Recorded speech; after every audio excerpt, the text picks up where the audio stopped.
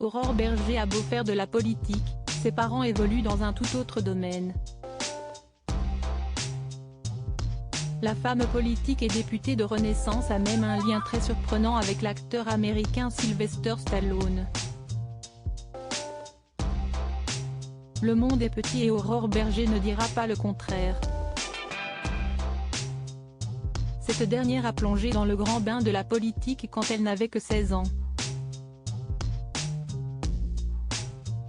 Au fil des années et de son parcours, elle a gravi les échelons jusqu'à devenir députée. Et depuis le 22 juin 2022, elle est l'heureuse présidente du groupe Renaissance à l'Assemblée nationale. Un statut qui doit rendre fiers ses proches même si rien ne la prédestinait à une telle carrière. Ses parents ont bien participé au mouvement étudiant de mai 68 mais ils ont pris un tout autre chemin en devenant tous les deux comédiens.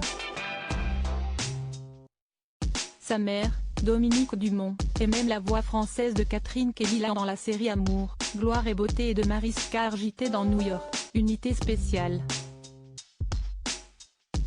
Son papa, lui, baigne également dans le doublage en donnant de la voix pour un célèbre acteur américain. Le père d'Aurore Berger est la voix française de Sylvester Stallone comme le révèle le Parisien. Alain Dorval n'est autre que la voix française de Sylvester Stallone. Dans toute la saga Rocky, c'est le papa d'Aurore Berger qui double le personnage du célèbre boxeur ainsi que les autres rôles de la star.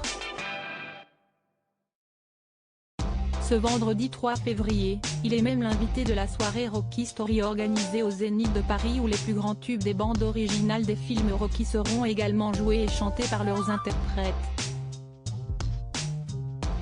À 76 ans, l'acteur de doublage va enfin être mis en lumière alors qu'il a débuté sa carrière par hasard après avoir travaillé sur une feuilleton télé.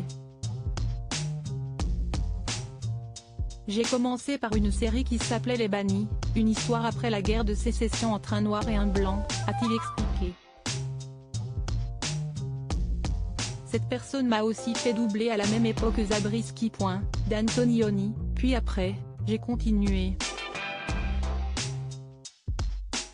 Ce sont des copains des générations précédentes, comme Francis Lax, qu'ils m'ont envoyé chez Jacques Barclay, qui avait la responsabilité de ce film avec un acteur que personne ne connaissait, Sylvester Stallone.